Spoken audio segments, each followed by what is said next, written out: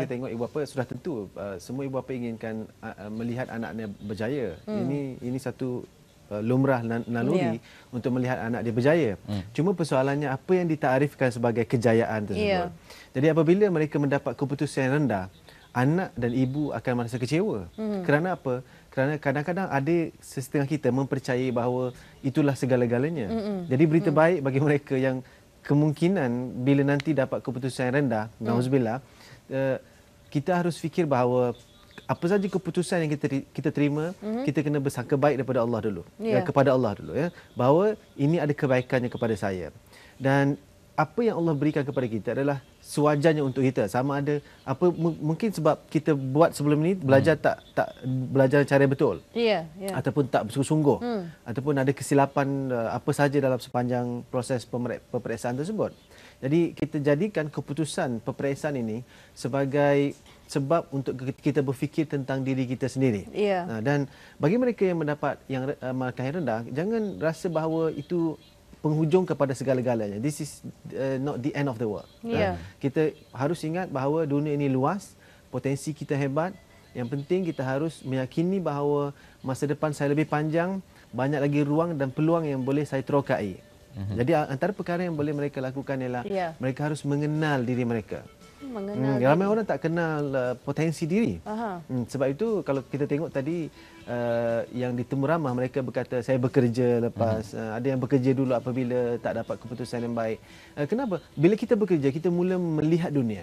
Dan kita mula berurusan dengan ramai orang yang daripada pelbagai latar. Dan apabila kita melihat dunia, baru kita mengenal pasti, oh saya suka yang ni, saya tak suka yang ni, saya boleh lakukan ini dengan baik.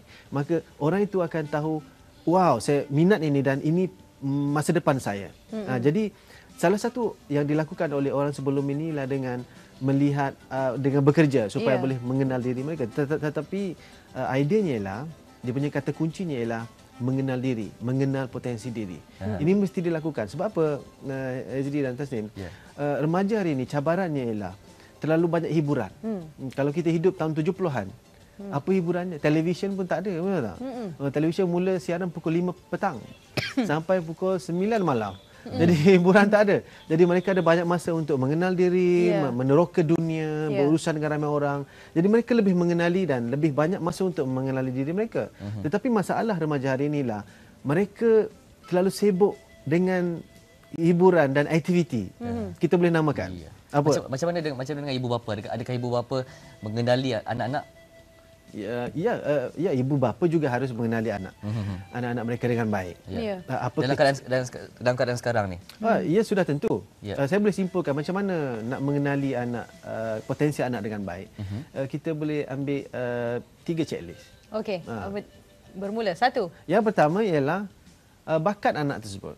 Apa bakat anak tersebut? Bakat bersama manusia, people type, people skill, ataupun bakat berfikir secara berstruktur, ataupun bakat untuk berseni, ataupun bakat untuk menyusun dengan baik.